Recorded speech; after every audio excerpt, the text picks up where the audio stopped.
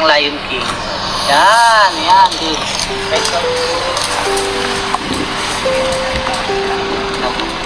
Pwede ka mag-ano bro? Wala, ang cute. Pwede ka maglipat-lipat. Ha? Oo, dito ko. Pwede ka maglipat-lipat. Ikaw bahala. Okay, one more, 1, 2, 3. Alam mo ka. Puro tagilid, no? Sige lang guys, mag-ano na ako ha. Yan. Wait lang. Then, sige. Tapos tatahol si Bian. Sorry.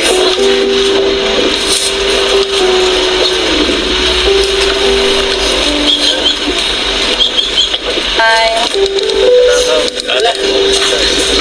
Alfie, tingin dito, Alfie. One more po. Balikan. Ano si Alfie? Oh, naka-one shoulders na siya. Kanina, Bian.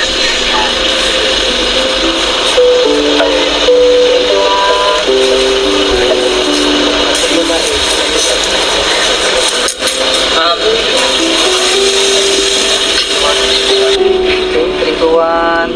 Hey. Uy, ganito ka pala, Besh? Hintay lang ako mag-photoshoot ako. Grabe mo namang support mo, Besh, kina ano? Kila Vitsay. Sa lahat. Support lahat. Support mo sa lahat, Besh. Papakasipag naman ang bata. Grabe naman. Basta parang gusto mo rin yan, Besh. Tingin kayo doon sa malayo. Tingin sa malayo, baby. Di ba sa akin? Parang gusto ko sumandal sa kanya. Sa akin. Patas kayo, Besh. Bye.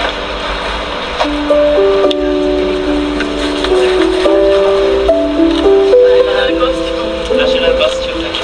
Tinginan. Tingin na kayo, tinginan. One. Yan. Nasisilo ako.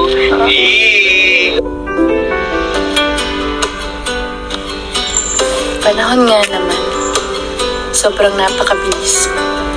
Tanda ko pa noon, nag-unbox na ako ng kahon mula kay Kuya Rab. Kahon na di ko lubos akalain na simula na pala ng mga pagpapala sa aking pamilya. At noong araw na yon, kasama din ni Kuya Rab ang tao ngayon nasa tabi ko. Taong malaking naging parte sa pagbabago ng buhay ko. Kaya naman sa photoshoot na ito, hindi ko maiwasan ang magsulat. Magsulat ng mga nararamdaman ko. Dahil hindi naman ako vlogger or actor para sabihin ng lahat ng ito. Kaya hindi ko pinalampas ang pagkakataon na ito. Unang-una, kulang ang salitang pasasalamat para magantihan ko ang kabutihan ng pamilya Matubang.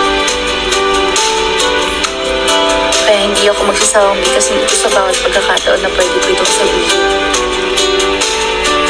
Hindi ako magiging si Beyonce na nakikita niya ngayon na may maayos na mga kasuotan, malaki at matibay na tahanan, masaya at busog na pamilya, may baon sa aking pag-aaral, may apartment, at marami pang iba. Nabubuhay ako ngayon sa dating pinapangarap ko lang. Pati mga magulang ko napalitan ng bawat luha tuwing namumroblema kami sa aming kakainin sa araw-araw. At hindi na rin ako nangungutang sa tindahan. Ngayon, 2 taon ko na sa Kalingap. Pero sobrang dami na nang nangyari. May mga pagsubok man, pero mas nangihibago pa rin ang biyaya ng ating Panginoon. Dagdag pa ang aking partner, kalab team na si Kalingap Edu, na kailanman hindi ako pinabayaan. Kahit minsan ay may away o tampuhan. Ang dami niya rin advice sa akin, pero ganun din naman ako sa kanya. Nagdadamayan kami sa lahat ng problema. Tahimik lang siya pero napakalalim ng uminawa doon. Kaya salamat sa iyo kung mapapakinggan mo man ito. Masaya ako at nakilala kita. Saka na tayo umamin. Char.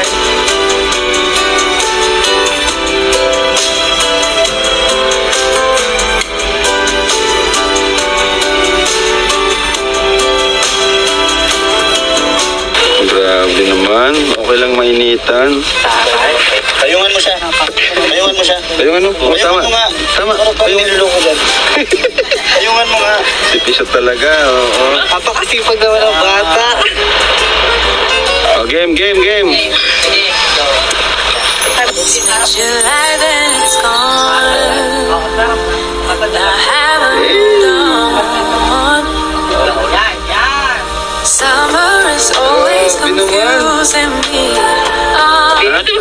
Parang gusto ko sumandal sa kanya. Sa akin. Kayo, besh. It's getting old.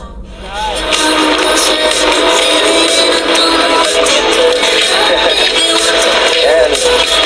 Igutin mo lahat ng sarili mo hangin. Ito pala yung yellow coffee. Yellow coffee. Ito yung magbabasa.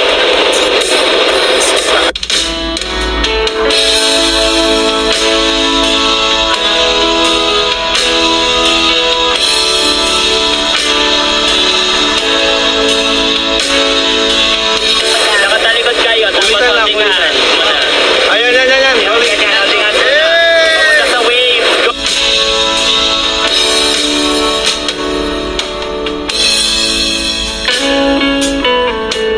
Bigla naging sirena si Bianz.